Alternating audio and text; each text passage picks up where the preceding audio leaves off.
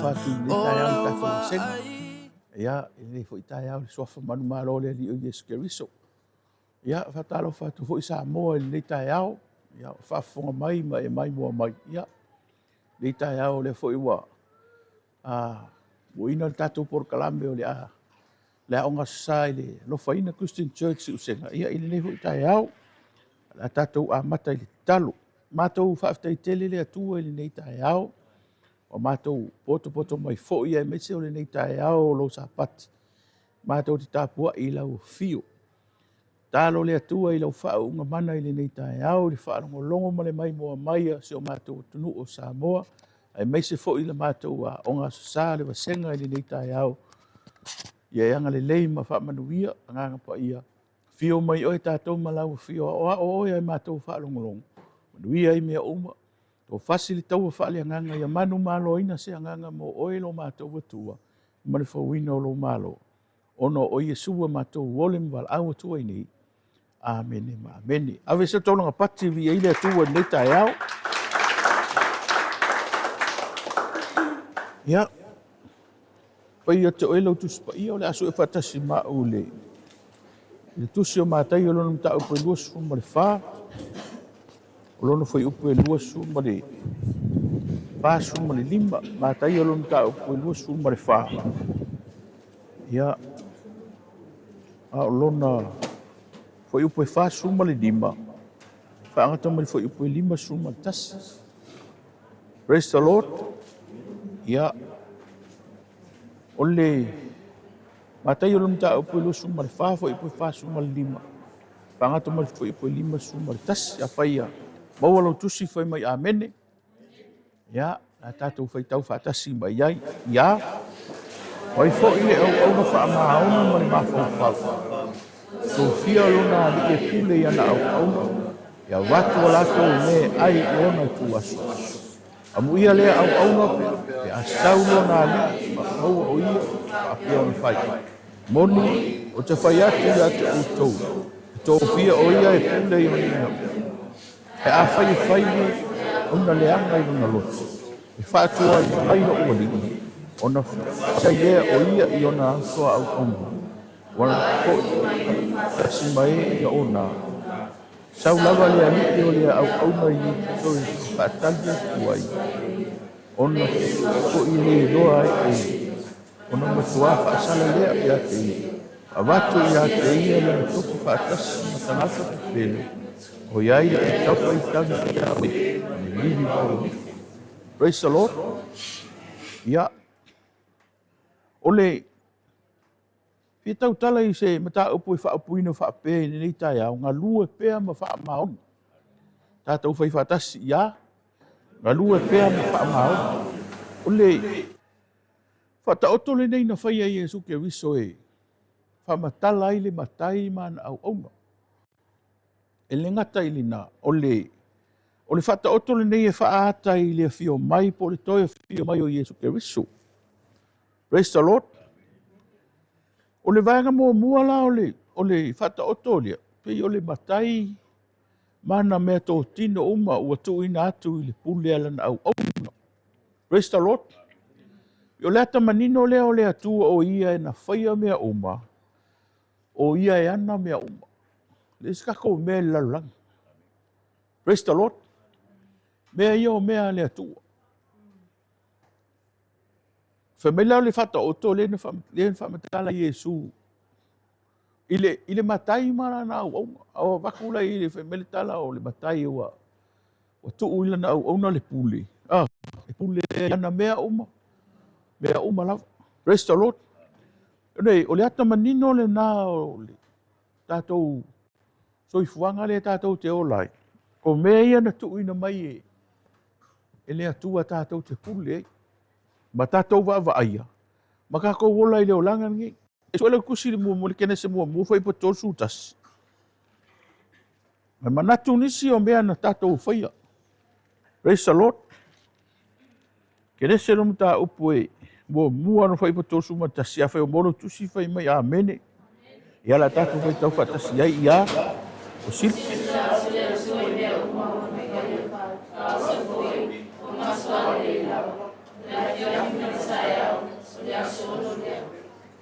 Mea ka ko whaia. Mea mana whaia le atua. Por kalame a le atua, ma le sila mamao le atua, a whaia I mea umalawa. Ai ke ngofo I whalpalangi, ma e whiarua I ta vale, ma e fia I o langa nei, fe malanga I solo. Ia le ilo mea na fua e le atua, mea na fua e le atua, mea umalawa. Praise the Lord. Ai, whamakala Iesu le tala lea. A le whaiungo le tala pe e le mānaia. Mai wānu malanga le matai. Au ko ulo I lana au. Whamelo le whesilia Iesu. O ai fo I se au na wha maoni, ma le mawhau whau. Praise the Lord. Praise the Lord. O le, e lua mea ngai ka ua mainga. O le au nga wha maongi, ma le au nga mawhau whau. E wha ngalo na. Mawhau whau. Langa e, o le kako o langa le kako ke, kako ke ola ke lo ke mi se ilonga e wha kongu le sikanga ka whako a wha ngale o longa. Luna mawhau whau. Ai, e whaingira o kala wai, o kala le whamakala kui. Au anu ngia ko lau whanga o le whali. O ke fo I mai aile I ka pē ngāre whali. Au ke loa e kukusa lea kako whanga. Praise the Lord. E kukusa kako whanga. Ape kau ke oi se mea e ku. Praise the Lord. Se ilonga e whai se whaato. Whakongu. Aku ungi I ke leo kai mimo ke o. Ke alu se mea maa ua. Ai ku uai. E ke mingai le iei mele ma whainu. Mau ke le iei ma mele whainu. Ama ke fo I mai lava. E leia ma se mea ua. Kusa pe ku uiele ka ngā laisa. Kongon pusa isa la iei moa. La iei mea whai ki. Ai maho se mea. Ma ke o mai e whai mai. E ke le mone o mima se mea ai. Praise the Lord. Praise the Lord. Awa me iei. O le iei mea ai. Ka ngā laisa. Usa vai moa. Kofe ma le soka. Praise the Lord. Whalawa mpaka. Angafi o sau angafi.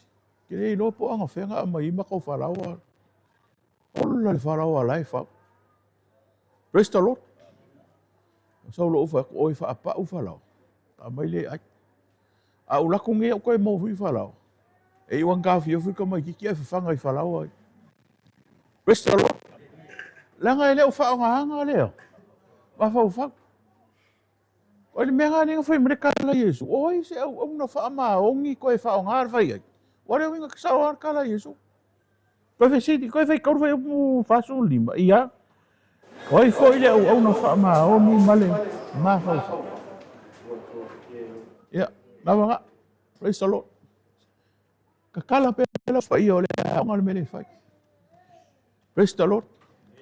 A e alu I le pinko. E mākala kala uma e kai se lau pepa ai. Kasi loko ai a whaila o ngā sa. Ngare ka kala koe ka pungi ai kau kule moe no. Praise the Lord. Wai vai le ese senga o meori. Mai kala Iesu. O ai se au ngā wha maongi. Ma le mawhau whau. A ko I se siku. O le kala ngā Iesu. O ai se au ngā wha maongi. Koe wha ngāra whai ai. Whai ka ngā ka. O wha ngāra whai ai. Se whai ka ngā ka. Praise the Lord. Ane o whamakana ia ki oer ko inga sa moa ngā waku I Amerika ka oko. Praise the Lord. Awa ka oko ngea wa fia mano ro fai le fo mai wa fia ingu wa fia aisanga. Ole wa avela I whawhora whai ai oer ko inga sa moa lea ku uri masingi. Ia manu no mare fo mai whawhoi ai ka whau aru e ingu sanga vai mo. E kirkir.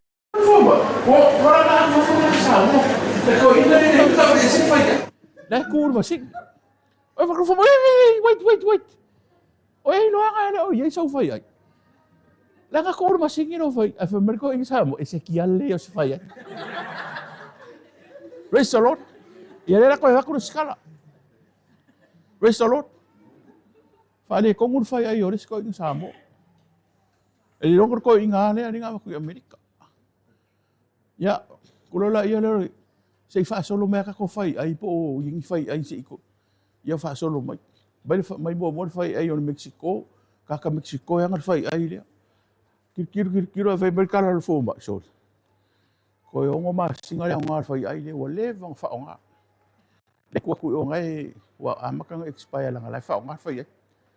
Mai le fai ai ko mai tsoro fai ai sa moa. Praise the Lord. Ke kino ko le fo mai le kau waka. Ai mine ko i kau waka fai ai. Mangkua se mea la expire kau ngofi. Au le mea fau ia. Kau ka.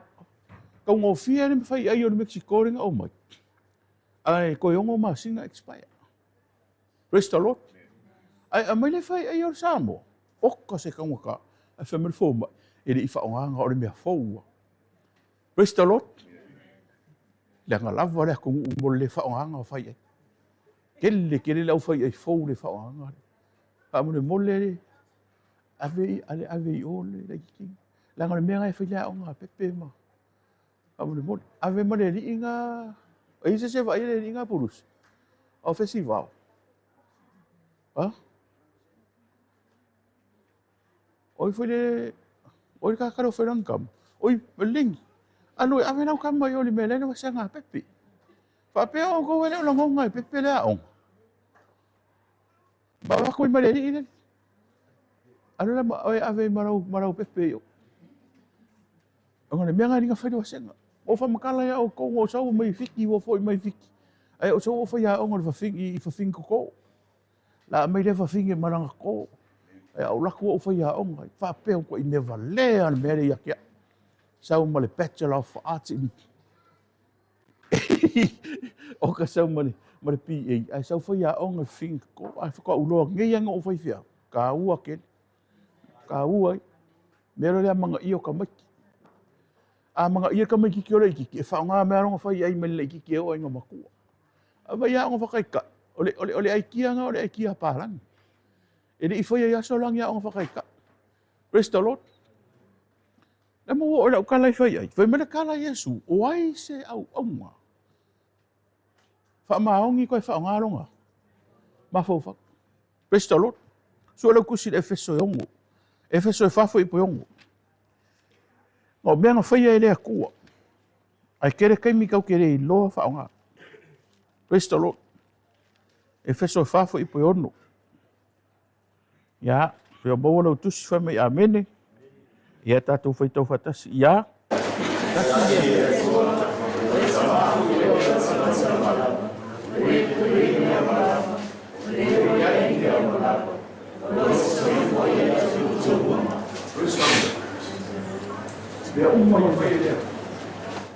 Ese mea nga whai e skaraka. Praise the Lord. O mea inga nga whaua i mo mea inga whai marikala le makai langa au. E vaai, e pule, makango e whaonga. Praise the Lord. Praise the Lord. O mea le au. Marikala le pule le au. Ka maa loa le makai. Mea inga ko fia i le makai e pule. O le aka leo ka ua. O au na tau si mea lea. A lea kua.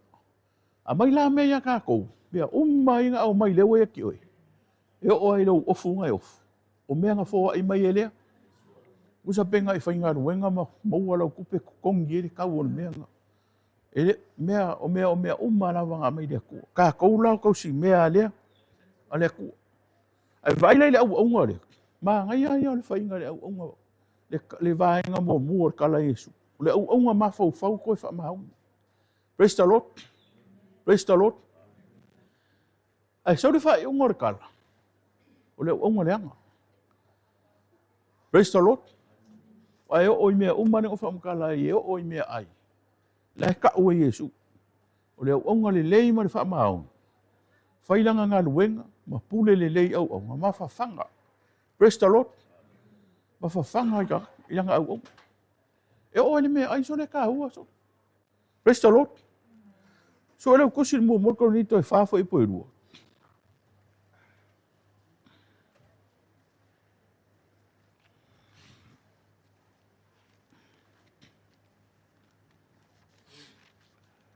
Mo ko ni to fa fo i po rua. Ya, fo mo lo tusi fo mai amene. Ya la tatu fo tawina ya.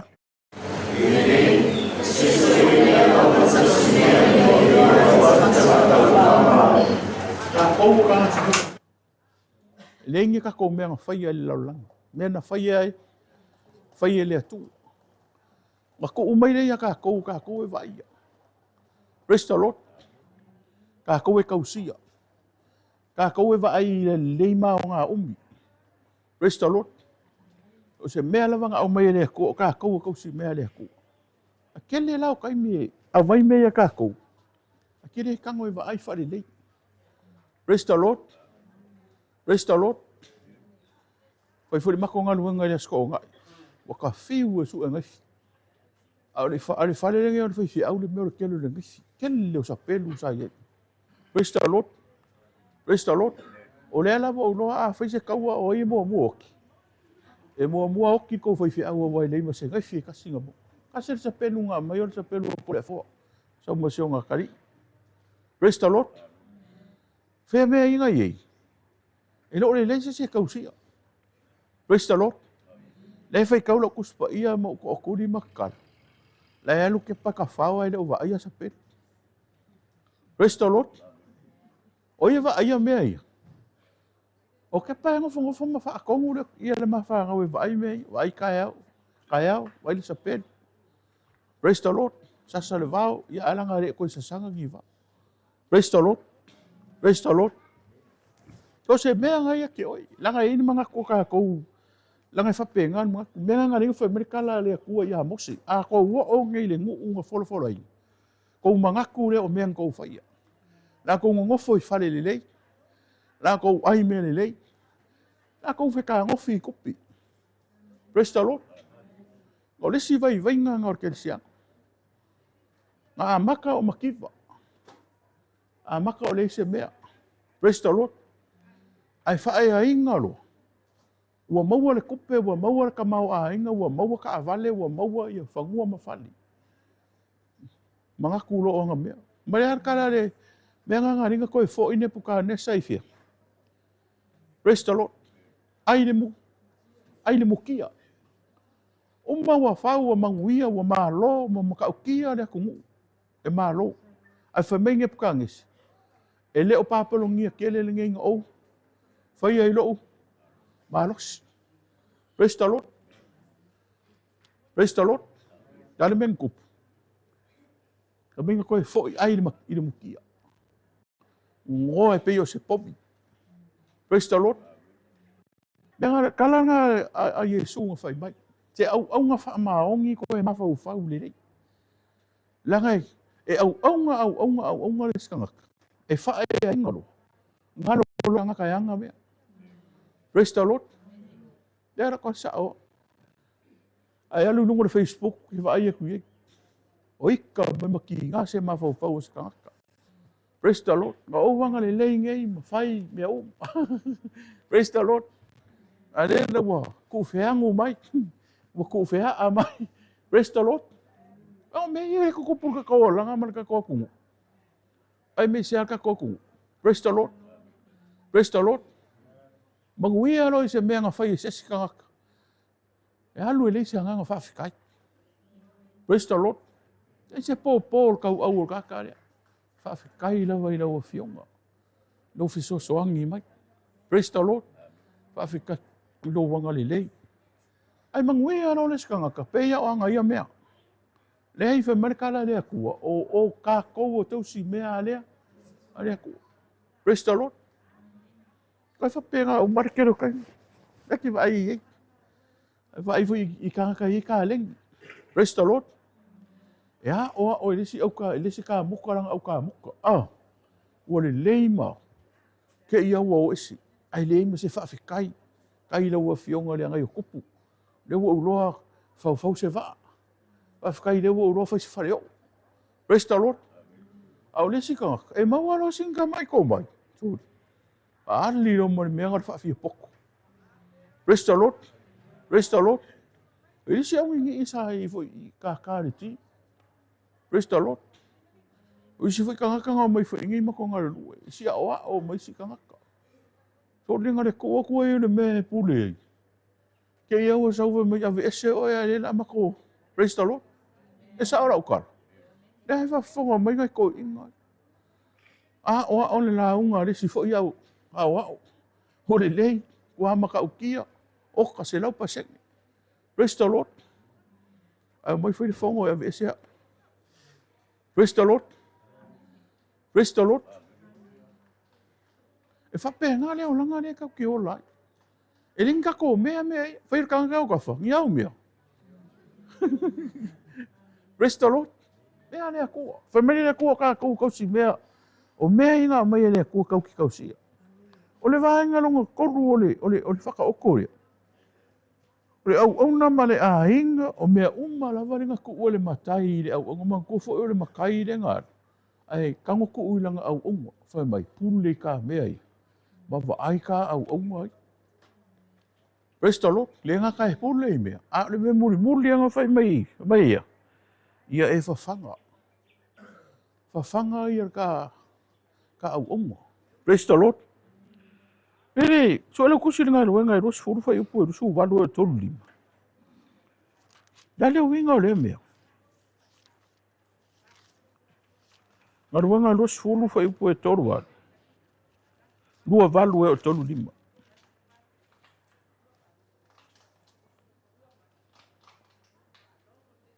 Praise the Lord. Fai umola tusi fai kaumenga fai upo e lua walu. Fai upo e tolu sum lima. Ia. Inasa siya ustoya chuso, aso malama muy mala. Tofia ya yo soya mampai, mai fanya yo. Yo asike ka esia Yesu. Fazna wine ya mune na fuso. E uma o faari atu ia te o tau mea umalava. Ia whaapea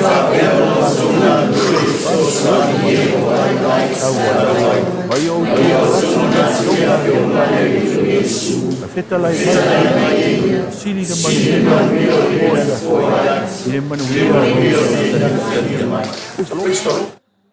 ka kou olo e whawhangare la fumamoi le au aunga lenga ku ia le pule whai mei e umanga whawhanga leo au auna. Praise the Lord. O le aka mangingo ngā o le ka le sia po ka kou. E whawhanga le la fuma moi. Praise the Lord. Praise the Lord. Kau ki kausi. Ai whai kausi seo ka mai la fuma moi. Ko lima isi la fuma moi. Ko lua isi. O isi kai ko surkasi. Praise the Lord. Lale winga la whamkarang. Lele winga la whamkarang. Ko fia whanga o whaikio. Ko fia. Ko kele a. Praise the Lord. Ko ruki ngā e kasi ka mai se ese uma. Praise the Lord. E se kai ko whara ko whara. E foi la ko kari e whaikio. Praise the Lord. Fia na whanga o mai. Seli. Ya, ai nei whanga o mai. Ko lima. Ai vai whanga o setu ko fia. Lima sfursu lima. Praise the Lord. Ele sempre afu se tu kala ale ko fa ya ka e ia fa na uma ia ulu ulu. Praise the Lord. O lau e kala e sia ngai kau singa mai ele ko. O whawhanga le lei po ngā kau ai ma. Praise the Lord. Whai mena ka lare au aunga, le ka maa loa ilang au au. Ka mea ia. Ka au aunga ia. Mara ka a inga. A ore mea piko siringa awa. Whawhanga. Whai whaka whanga. Praise the Lord. Le o so lao. Mako a inga ko okeli. Ola se ko okeli uso oro ki ngā. O ngofo whaakasi. A whaina mea ai. O nei loa e po ai. Po ia aia o ia le ai. Praise the Lord. O kasi seo ki ngā e whinga ruenga. Seo ka mā. Ai ololangi uso oro ki ngā. Wā ki ngā inga le whai awa. E whaakasi whai awa. Praise the Lord. Praise the Lord. O wa aina ia iaso ora. E iare seo anti ngā e whai ro mea ai. E kau oke roro ki ngā, roro ki ngā. Kua kau whakau ngā mea. Ai, pe ise me ngale malama marika e au, o mafuru saka ngā kaunga. Keu whare lei. Praise the Lord. Pe susu le a reisa mare wharawa ma. Au roro ki ngā, me no kau oke roro ki ngā. Ale la fai mea. Fa sanga ko ro anti nga fu e marang fanga. Ngale fu fa oi mai. Fa mo moya ale la fai mea. Praise the Lord. Praise the Lord. Oi la fu e rang fanga fa mo moya ai mea. Ore ko karang ai me ko pore ola. Ah. Praise the Lord. O fai la so fanga ole ko a poi. Ola se ko fia foi o ko poi. Koiva. O va. Ko lua a ko oi o pasi o so ko lua mo lo spe o mo kai kofi. Praise the Lord. Ola se ale ola ai. Ya, ora sifu Samoa nge ya. Sau sifu sa. Praise the Lord. Au sifu Samoa, sau de sifu ale. Pesui, takira fapi, takira ola gi fa, kau ko ken. Praise the Lord. Le un wola. Pai fa kasi un wola. Ai ke lo le menga o fa fikai. Lo makua le ngofo ai oi vai us. Pui ai poko ai sianga fa ngau kaf. Praise the Lord. So se ka mai kiki ai sau me lo ko. Ke lo kaile, ko fa lo. Sele, le haloli. O le leo ma mo le vainga o langa la fuma mo. Praise the Lord. A o les. Sa o le ka ko pe se vonga le fai lo ka mai. Ngare o manga fangau ya ko urola ia le ka mai ke o ala ko. Se le o ama ai o le falo pai mala fai. Praise the Lord. Praise the Lord. Le ye fangau makausi. Pai fa ka fai ka fangau makausi. Fai le kanga kau ka whanga uma kausi. Pape ko kere whangau. Wa levanga iai a ko fia fai ko orua ai ko kere kau kakala le lei mai. Praise the Lord. Praise the Lord. Hallelujah. Ai vai. Ko aku levanga kau kala lo. Ele ko uma kau kala. Ese a me fa kau kala la ya lua ya kau kala. Ole meanga ole la fuma moe ma leo ma moe. Praise the Lord. Al fai ungar kala a Paulo le kale sianga i le ngaruanga la apostolo fai mer kala Paulo. A ole me sidi penga fika lai le sidi manguia ole fo wa inga i le ngakalia. Praise the Lord. Praise the Lord. O ele ke kausia le kale si. Lau ko mai kale si le. Ma fanga. Praise the Lord. Langa ole si au nga kala ngo mai faka okore. La langa me fai. Ngale fasi o nga a ingu ia o nga. Fai ka whanga o nga po.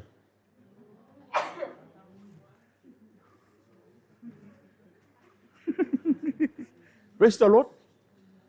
Papa ina he maua mai i. Leo langa o resi ka ngaka ngare o nga i le kai kia i whanga. Praise the Lord. Ai sau lea li o Yesu. Langa o le makai nga. Lenga ko umai e lea kua ka kausi mea. Kausi. Danga o mea ngai kolu ngai wha mafa o le. Lue ma le puli. Mafafanga. O ai se au nga wha maongi. Nga lue ma le wha maongi koe ma fau le lei. Praise the Lord. Praise the Lord. O so se kaimi ya so so se kaimi ke kango ila wha o nga se kupi. O ke ma fau pe o nga kupi le lo ai nga pe ngawa. Praise the Lord. Mea nga vave inga mkwa liwa lo ulo kol mele le impia ma le ulo. Ya so ya. O ke rika kinga loko wa makang o mafofo mai mau ke le kupe alu ngeme. E o marosa o nga ke ala kaeo ko o ke ngia ya wa. La minga linga fafao ia pia wa umari ku. A ke faia u ia. Praise the Lord. La minga linga fai ngeme wa umari ku. O ko ngo fore mo mafofo e sa mai mau le kupe. Praise the Lord. Praise the Lord. Fai ka nga fa mai mau.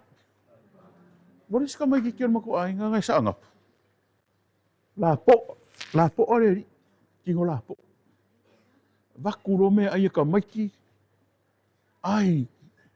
Usai mua ma onga kakanga, are rei ma onga ka maiki. Whaalonga ku le siaso. O whailanga kara. Mai maule me ai peanga ai rei. Whai whakas. Mai maule me ai peanga ai wharelei.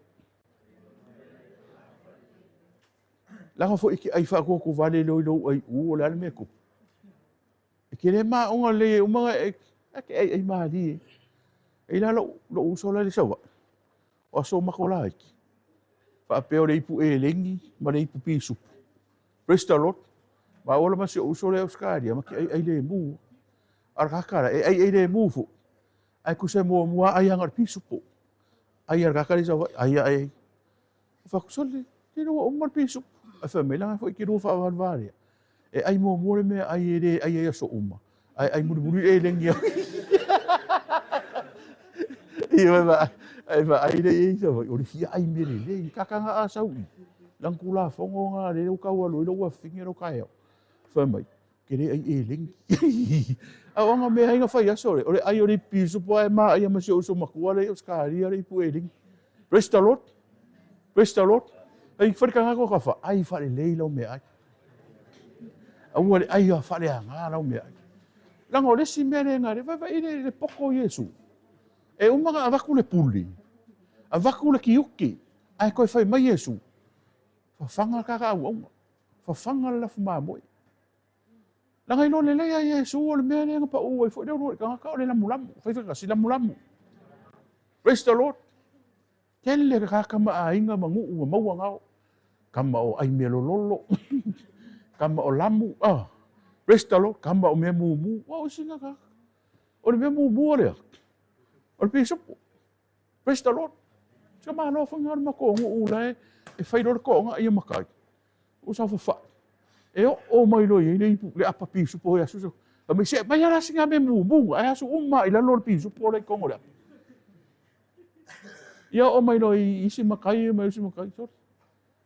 Whawha umma ai whawha e mako lea. A me se paki e mi e redi. Praise the Lord. Be hanga ninga whai, na ku uia Yesu le kala ngai ko kongu. Whai ua kala Yesu, ianga mea ia ko uli, i le au whai mai, e ke puli. Lo ki uke rea, wa ai ka ua unga. Ma whawhanga. Wai wakasi whawhanga. Praise the Lord. Na eisi a inga nukua, na ukala le whaasain mako a inga ai pia ho i kia ka avale. Praise the Lord. E maua apa ingu kong ka avale. O fo ke mafau wa lo ke re ai se mea. Ke mafau lo fa mai lo fa nga. Praise the Lord. Pa pe alo mafau fo ia au ko. A walu se mea ka ke mafau mai singa me u mai ma au ko. O ke alu ni usi. Praise the Lord. Tongo ni usi la ile ko fa nga re ko pe ke u le ko pe ke sa o va ku singa ko pe ma au ko. Praise the Lord. Langa nga mai o ko le ku ke ka ngoi ko si ma fa nga. E le ngare fia puli. Ai puli ma va ai le o ko ma whawhanga. Praise the Lord. Praise the Lord. O a mai roa nganga. O e ma rosi po e ki ngai le. Ki le o ma onga le le o onga. Ka va ai ako ngai ki. O le aka nga opu e le lua fe sulfi kui. O le mo e aka o ka e ao ko finga. O ka ke linga. O le whanga o purusi. Praise the Lord. Bawa riki.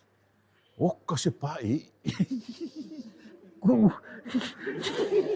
Pio kakakar. Pio kakakar. Pio kawa ai. I kakar kawa whonga le lewa. La saungi. Ko bari whakai. O whapea. A ko aku ngai lea ka lea o ka ngoi pausi. Fese. Fese. I te whakangi sia o whanga. Ule ko ongi aonga. Praise the Lord. O le kaimi o le pai e rei lava lea o onga. Rei lava nkupe whanga. Ar keimingi, ua kia i whalawa. Ua kia i Alexa. Praise the Lord. Mau ki oku ngai fo i koe whaapa o whalawa. Ia ai pere whalawa. E ku ua mea fo e ai pere mea. Praise the Lord. Praise the Lord. O mawhau whau are mea ngai ka kou hoi. Mākua. Wa ai le leisi au whanga. Praise the Lord. O laku ua whaidenga sa. Mako sa sanga wao. Mako sa soangi kuisi. Si usa senetoa se kau whama maha kure. Kore le laku ngai kue. Ai ko uruma i e whaingo fia kako. A o fo i mai, lunga ole, o le pāla le kako. O le pāpa e pae, a o i longa i lima. O longa i lima para la, ka maki. Kunga ngā lima ka ka mako. Kere no penga o minka o maki. A o lo ma fau fau, longa mingo ka maki ia mai so e ka fau. Le pipi i e le para la, o mai lunga a le panga ko e whai ngofo oi. O la umelo ia tae o, ko soku whanga au ma le purumu, ai koe, ai fufulu i angafi. Pakimu-kimu mafu. Praise the Lord. Fai masiaki rau whangau pere o parparali ma ngi mea o ai are ai ka whawha ma ai ma. Praise the Lord. Mama mea ngari pesi whama. Praise the Lord. E nei ma se se wa ai ole alo whakungo ole akua lai pui pui ka ko whangau. E sa ora ukara. Ke alua o ai. A whinoa ai mare po au i karo whai. Wha solo lau kisi. A nginga kia ia o ai mea leanga i so ako. Praise the Lord. Praise the Lord.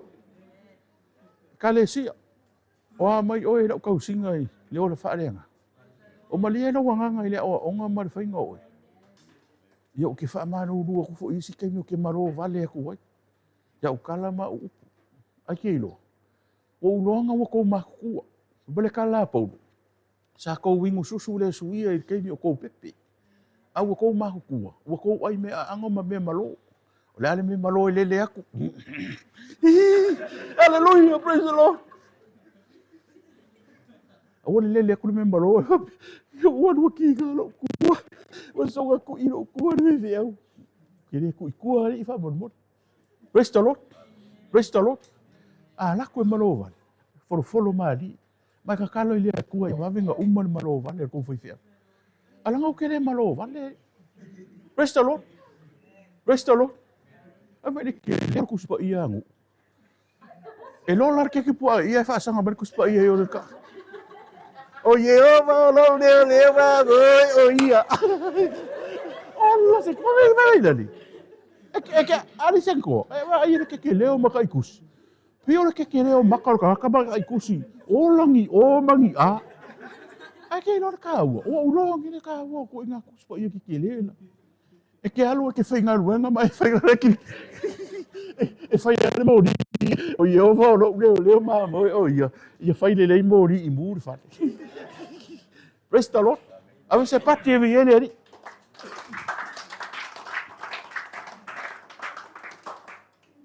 Le mea piko silinga ka ua le kala leo. Langa koe sau Yesu. O whaia koe umar ka koe ora nge. Ai koe fio ma Yesu. A le mea piko sili langa whama mawha Yesu uri whaka oko leo. Le mea ngāre whangar ka.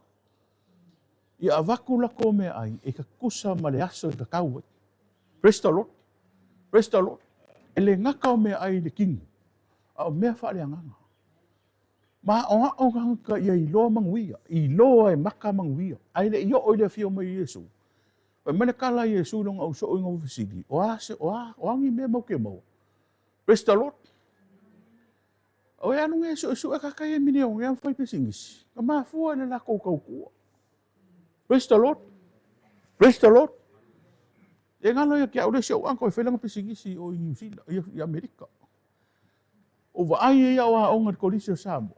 O wa ai e au alu e whai popo. Mo wa ai e au alu e oe. Wha kau wi, a yaso lai o i marifa. O ako i kukuila whai au e onga makua. Wa o wa ai le kele onga me whai. Ai o naku i Amerika. Se e kare sia ke le. Lai whai au. Kasi mare koru milionga kau ur farsa. Fonga farsa. Ai e inga pisingisi o ia whakau whali. Praise the Lord. O ia e whai paanga mane maro e whawhangaka ka homeless. Praise the Lord. Wa yaso a koa. A songa fua le so whaleile. Ka homeless e lua se lau mongkupu e whai e i le ho mea ai. Kau sieganga ka homeless. Pālangi sa moa Mexico mea uli o ako inga. Ko inga me maua i o i kanga ia o rengi ai. Ko o ianga ke sapala ia i California. Le apa wahu e laku sao ingei. Ma le pisupo mai New Zealand. Praise the Lord. O le fesili. Nga pa mai le langi o mineongia. Le ai. O langa nga luenga sa fai. Malanga kau kua i le loko. Ai le i fai fiak. Praise the Lord.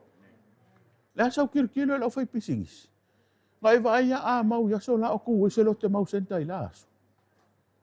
Le asau kirkilo. Sa ka whaalongo i kakamaku kua, sa whakau fua moa. Praise the Lord. Ka ngaka ngi o ka ngaka whai mai. Ai ngā o mai whai ngā ruenga ma le wha maongi, ma le mawhau. Mawhau whau.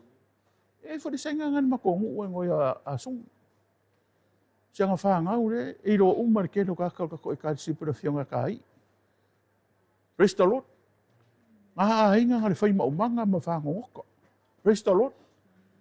Whai maumanga. Ia rau whai olo. Rau a kele kope, maka mau ainga.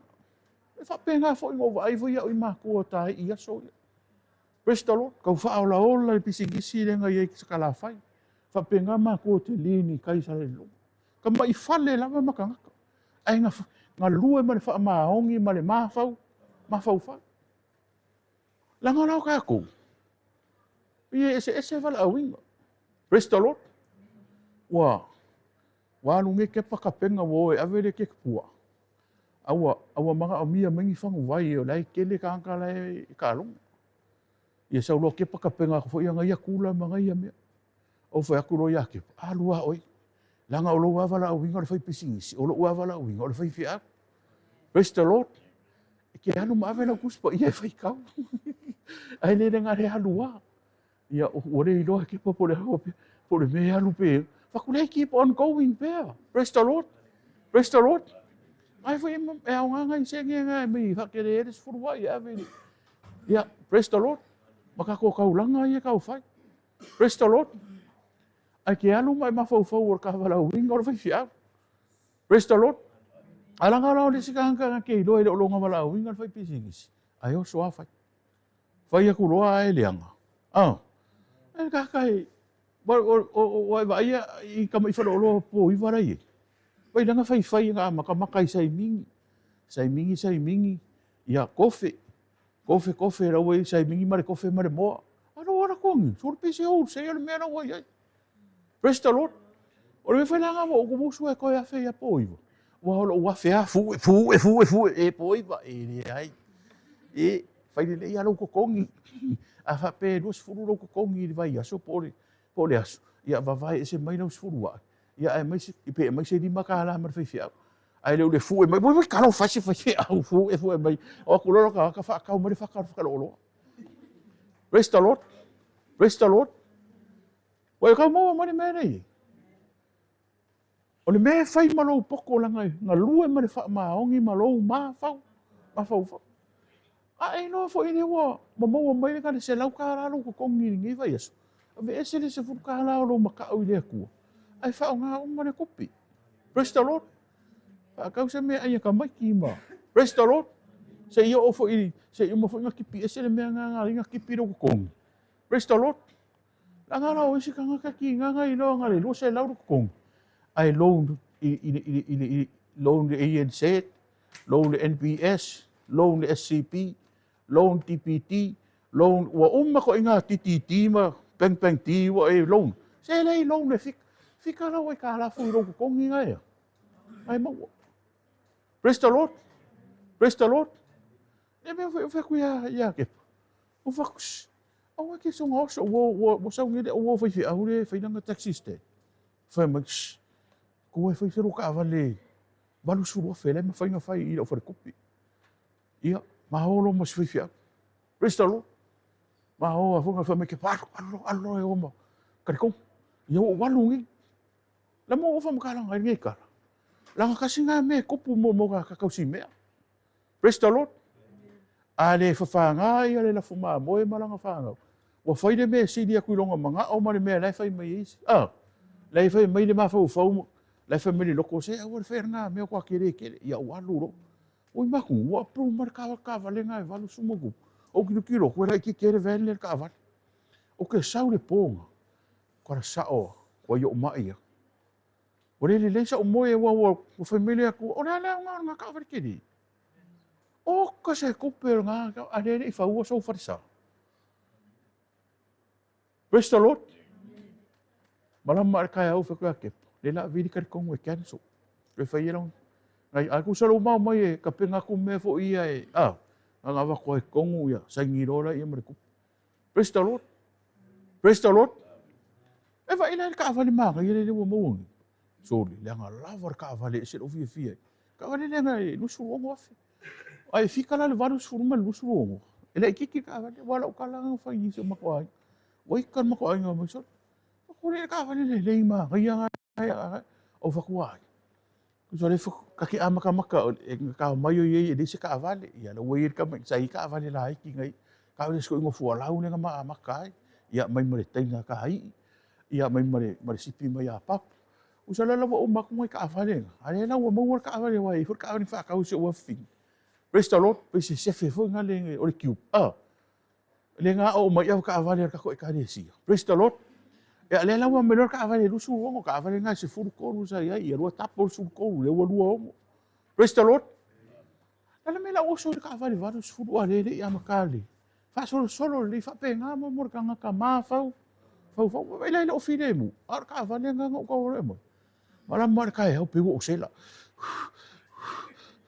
o ma fa ni ka vale la wa pisa que fa finge fa nga o sela ka e o fa kun ma ko se le fe ka u le ka vale la ma te va ya o le sela le mo ko o sela resta lot e fa ka fa ma ongi ma fa no le si ka nga ka le fa ma ongi ai le fa nga ronga ma fa resta lot anga mai nga ka vale no ke fero ai ai pe o mer ke minga wala minga ko lo ko mi lo resta lot wa fa ilanga lo ka vale fo sa varia ku langa le finga e o so ka vale varu sulu wai do o mo lunga ke le ma fa ma le ko i me or kingo ar fa ku la varia ka vale lo mo o fia o ka so fia o le si me o fia ka vale e uli ma ki o ka le ko i do ma ka i ka sis e le ko e mo se camera resta lot ko e pau me le fa po por ka vai ko e fa singa nga fa ka maka fo ngai lu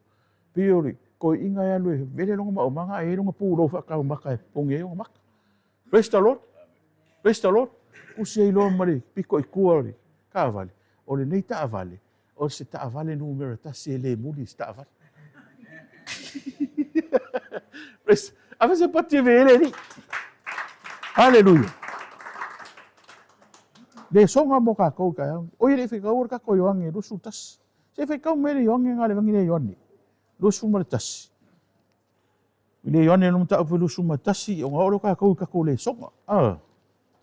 E vangi le yoni no ta lu sumatas. E foi po su lima e o su fitu. Su lima mar su fitu. Ka ko fe ka fa kasi mai ai. Fai wa maua ia wa uma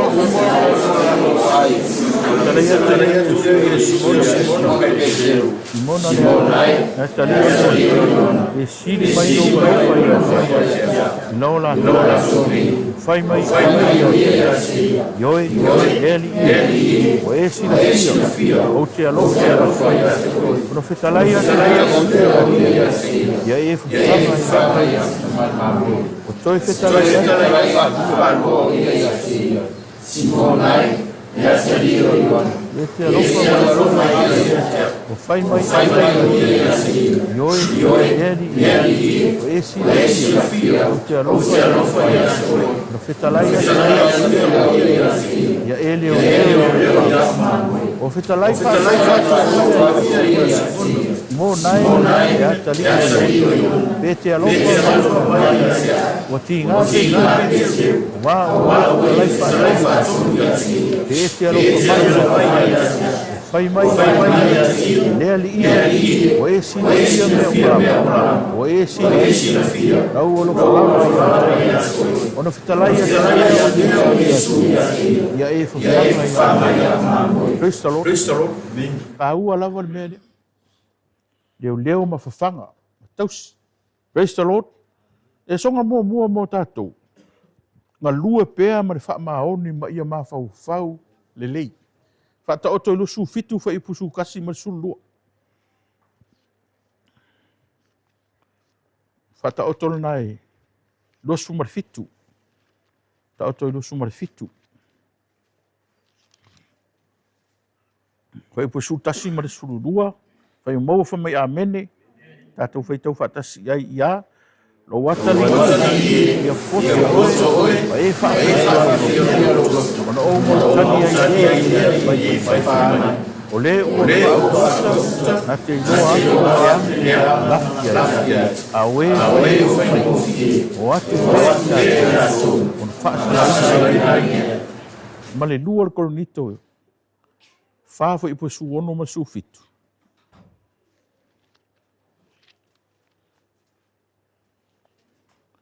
Tua ko ni toi fa. Ya.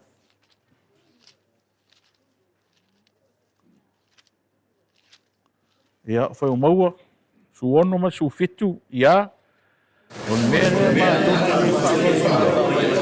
ma Hawaii. Fa fo wina le tonu le a. Wa o ma to o ma ma le va e tupu ma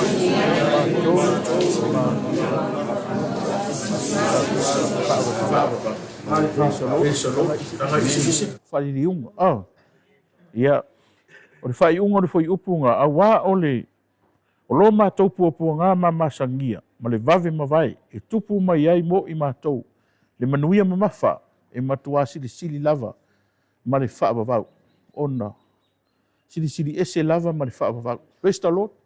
O le songa ia e lua e ke anu ma oi le vai asoni o mua ma fau le lei ngā lue pēr ma le wha maoni ma lou ma fau le lei e lei no ma fau.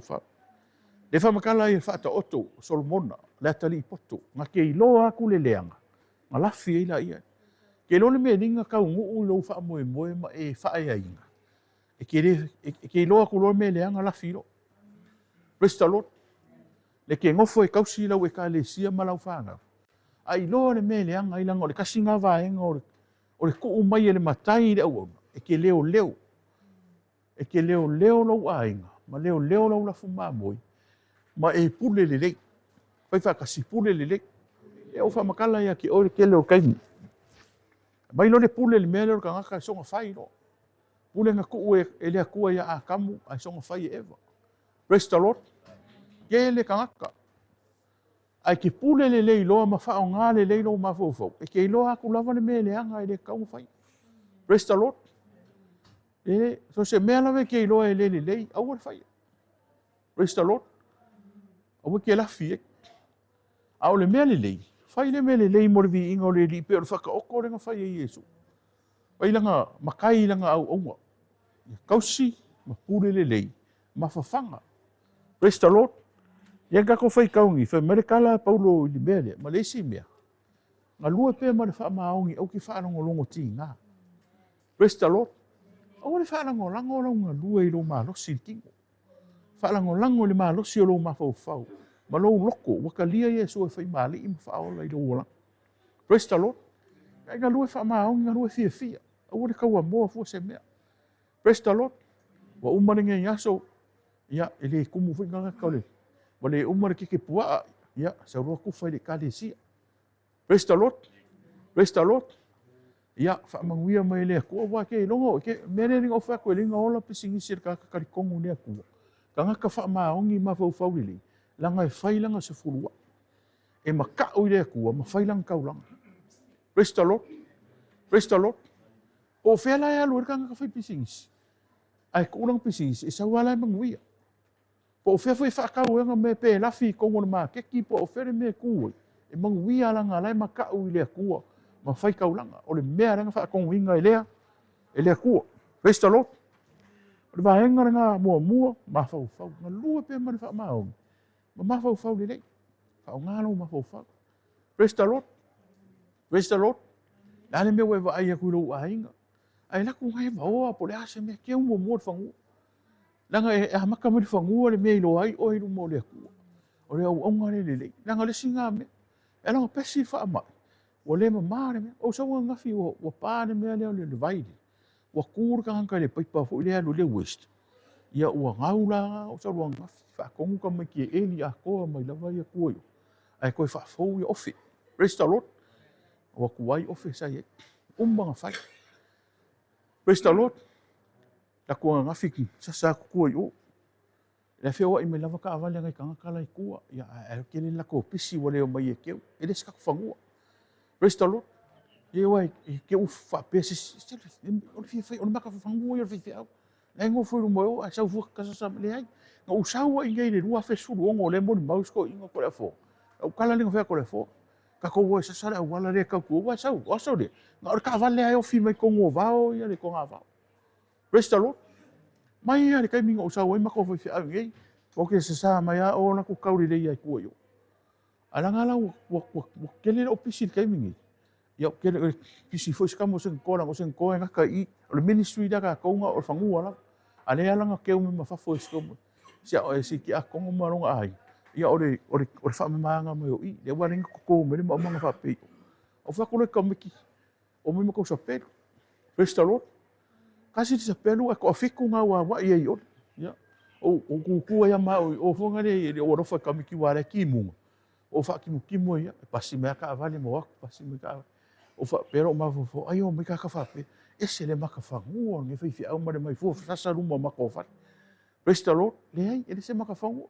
O ka fa ma ko le va o na ma ko le ngo foi. A kele ko nga va o kele le ngamu. Pe fa ka singamu. Restaurant so le ngamu kele tengi fi o le ko ya e me foi le. Le tenki fi vai ke o ki nga inga ses. Restaurant fa ka nga o ka fa o tenki fi va. Ala e me kere kau kala le ai. Fa ir ka kau ka e ki tenki fiva. Ala e me kere kau kala ai. Praise the Lord. Hallelujah. Praise the Lord. A fa ia ko kala ma fai. E fa ko la fa ko mo fo ko e ko lang kala vo. Praise the Lord. Praise the Lord. Bene nga ele le tenki fiva de kingo ko wa le hanganga. Ma no si kere le tenki fiva ko hanganga. Fa ko me fa ia ko kere kau kala ai. Praise the Lord. O le vaenga muri nga. Aua ke wha longo ti. Mare kala paulo le kali si kurmi. Soli. O mea pua ngā masangia. A o le manguia ma mafaku. E wha wa. Praise the Lord. Rei o waka fia kai kama ka ori le li. Waka reko e la sola le moe solo le o ngā. Oki lalo le whale. Oki lalo le wha. Oki kongo le tau le tale ai. Praise the Lord. A o a sola e ke ngoro ka o ngā. Wa foi la fe pa ki so la u fe ala ki ai kai. Praise the Lord. Kala ala fo ko ya enta we ala o fu ala u ma ka kala mare o fu ai ma ngai. Miki afu o pulo. Ele se me mo le o langa nga. Praise the Lord. Le se me mo. Fa kai kai ku kai povi. O wa me o kai povi ko ki kai pu a fa kai uma. Ila ha so no ka malova. Le se me mo wa. Ngale umai fo o pipi so ro me mangongi la ngai ko mais. Praise the Lord. Praise the Lord. O ko le pisa mai ko ai kai po via ya solo. Ele me era puro waiku. Praise the Lord. Praise the Lord. Kake ko fa ko le ngo fo. Ora ka ese ngi o ka vai ko e uli o nga meri. Me che ka ringo. Lo ke ya no le. Praise the Lord ka inongi. Solo mai ma o le olang. Ama ngor ke mi ngai pu e mele akari. I o le ko me va. Pika mosa iva fa sa le. Praise the Lord, ka alofa I kupula. Ka alofa. Langa I fiu ma kua e whamakala leo langa fiu fai fia. Praise the Lord. Praise the Lord. Hau, o whai unga ngara ka koma kao. Ngā lua pēr mara wha maongi. Lou ma fau lele. Ngā lua pēr mara wha maongi au e ki whaanongo longo ki ngā. Wa mea ku kupu o wha whika uli. O mea ma masangia ngā le whaimeni kara kuspai. Praise the Lord. Lele kala wa laku. Uia. Fa malia ia ki oi. Ai, o le upu ere kua ere mawhainga alo moi. Praise the Lord. Le vaenga muri. Ngā lue se ia fio mai Yesu. Mo mole te salo ni ai lima fo I poiongo. Mo mole te salo ni ai lima. Kako kusi muri nga.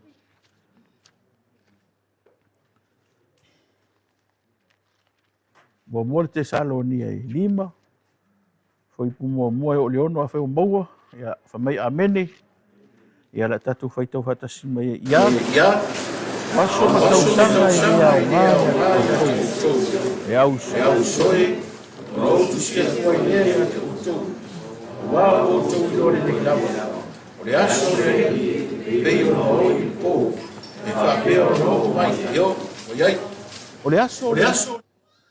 E pei o ngā sau o ia e pei o ngā oi ile. E po. Mea ngai ka hau aino ngā lue pea. Mea ngā ka waino ma fau le lei. Praise the Lord. A iei me kopu e ki ngā hairau loko I le e ka le sia ma le whaiwhiau. Lei sau pia whawhanga rau a nganga I sa haungi rau ma fau. Sa haungi rau loko. Mo le aso le. Praise the Lord. Praise the Lord. Kala vo. Le ko whakusa. Au le whaalango lango o ingi upu mangi kala mangi me. Dau fa ke o kala vau ai le laka i fale o le akua ma le whaalongo i mea ia. Le sau i poru kalame i whai. E ke wa ai e le kauia o mai le akua. Praise the Lord. Praise the Lord. A maka kua ngā ke wa ai e kako kupulanga kala vau le ia. Nganga sape ma le whaale kongu le mea le waku le upu e le wha maongi ma le whaonganga le mawhauwhau. Whaale ko. Praise the Lord. O ke wharango langu ngi upu ngi mākua, o ke wharango langu ngi upu ngi aka, le winga le lau whamkalang.